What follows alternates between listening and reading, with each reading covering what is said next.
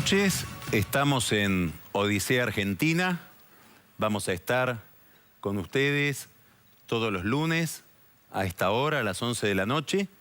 Y la intención que tenemos es poder mirar la política, la economía desde distintos puntos de vista, poder ver las relaciones que existen entre una y otra. Nos vamos a acercar con el zoom a lo que sucede en el día y nos vamos a alejar para entender procesos más complejos. Y al final del programa nos vamos a entretener con todo lo que tiene la política de divertido, de entretenido, de picante, de secreto.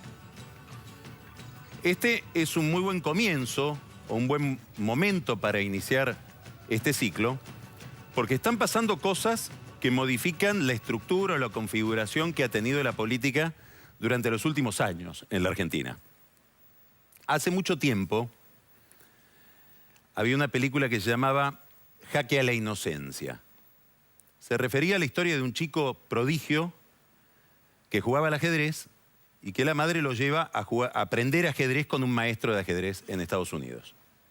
Después de la segunda o tercera clase, ese maestro de ajedrez tira las piezas del tablero y le dice: ahora tenés que pensar el juego sin pensar en las piezas.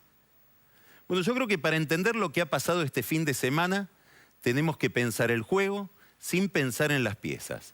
Es decir, por un momento yo los invito a que piensen la política sin atribuirle demasiada responsabilidad a Cristina, a Scioli, a Massa, a Macri, a Sanz, a la oposición, y pensemos el formato.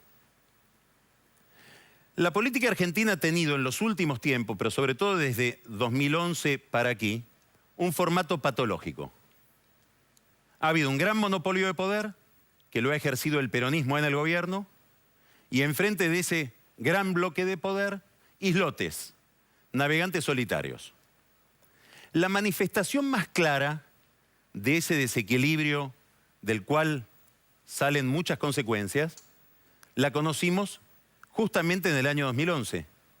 ¿Por qué? Porque la presidenta ganó con el 54% de los votos, que no es una cifra, digamos, anormal. Sucede en muchos países y en la Argentina misma que los presidentes obtienen un respaldo mayoritario, pero con 37 puntos de diferencia respecto de quien debería controlarla. Y en ese abismo está el proyecto del Vamos por Todo, está la posibilidad o la fantasía de avanzar sobre la prensa, sobre la justicia, están las condiciones de la hegemonía, está la radicalización de la economía, está una determinada orientación también radical de la política exterior, están los rasgos autoritarios del kirchnerismo. ¿De qué depende de que esto cambie? ¿Depende de que se vaya Cristina o depende de que cambie el formato? Si ustedes miran en América Latina las elecciones presidenciales y observan en qué países el presidente gana con una diferencia de más del 15% respecto del segundo, van a advertir que en esos países el formato de la política da un tipo de organización del poder, un estilo del mando y determinada agenda de problemas. Bueno, lo que está en tela de juicio a partir de este fin de semana, sobre todo por la convención que realizó el radicalismo en Gualeguaychú, es que haya una modificación en este formato. No que el gobierno pierda el volumen de votos que tiene, sino que enfrente haya una síntesis que equilibre el poder y que la diferencia entre el que gana y el que sale segundo sea menor. ¿Por qué? Porque si uno mira las encuestas, cualquier encuesta, las que maneja el gobierno, las que maneja Scioli, por supuesto las que maneja Macri o las que manejan los radicales, vamos a advertir que si sumamos linealmente, ya sabemos que eso es bastante artificial hacerlo, que la realidad es más compleja, pero si sumamos linealmente entre el radicalismo, el PRO y la coalición cívica, rondan una suma hoy sin campañas del 38% de los votos que impediría que el gobierno gane o los candidatos del gobierno ganen en primera vuelta. Es decir, como mínimo, a partir de este fin de semana ya sabemos que con este acuerdo UCR, Coalición Cívica, PRO, en la Argentina de octubre hay balotaje.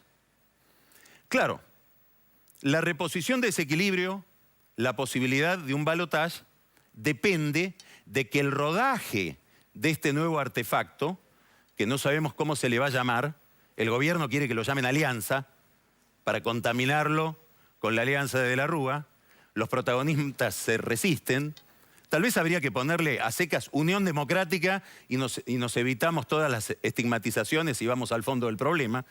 Es una broma. Para que esto funcione tienen que darse determinadas condiciones. En primer lugar, la primera pregunta que tenemos que hacernos es cuál es la armonía conceptual que va a haber entre estos tres socios. Cuidado porque en Gualeguaychú pasó algo raro.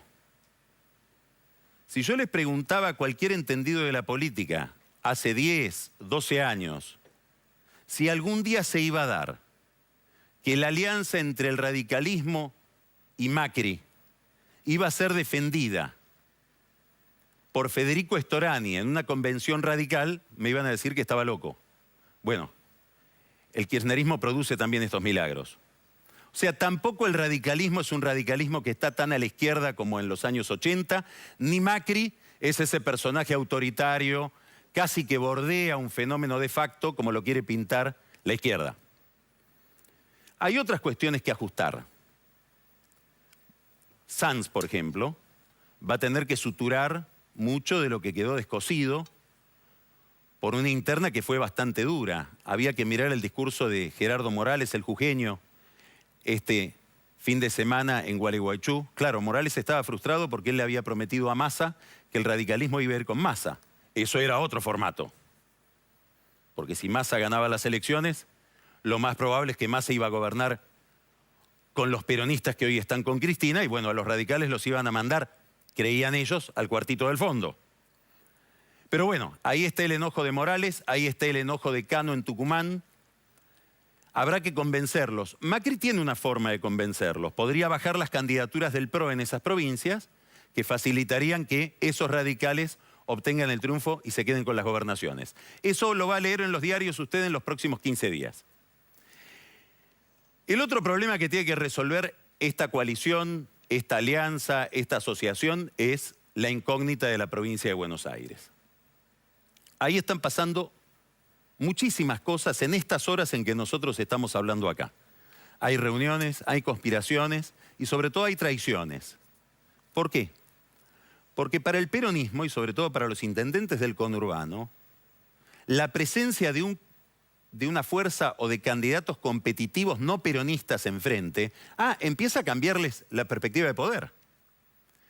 Empieza a plantearles la posibilidad de tener que dejar las intendencias y todo lo que trae el poder en la provincia de Buenos Aires detrás de una intendencia, que no lo voy a enumerar acá por razones de buen gusto. Quiere decir que esta amenaza hace que los peronistas que están con el gobierno en la provincia de Buenos Aires miren de nuevo al gobierno, miren a la oposición, pero sobre todo miren a Massa. Porque si yo soy un intendente que estoy amenazado por una candidatura opositora más o menos competitiva, y veo que Massa me planta un candidato que seguramente es peronista, que hasta ayer estaba conmigo, o hasta hace un año, y cuyos votos salen todos de mi propio universo electoral, me empiezo a preocupar, porque puedo perder.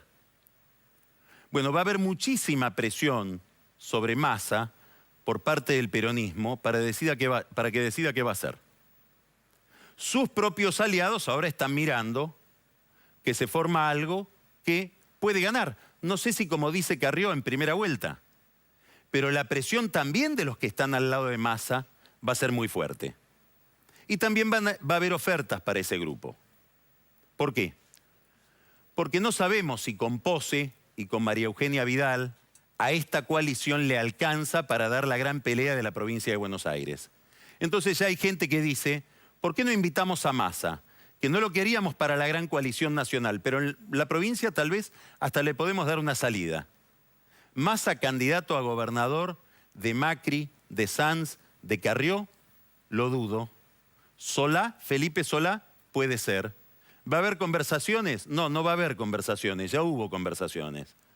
Como hubo conversaciones con Cariglino, el intendente de Malvinas Argentinas, que hoy está con Massa, y como hubo conversaciones con Francisco de Narváez, cuyo principal límite es que Macri no lo quiere.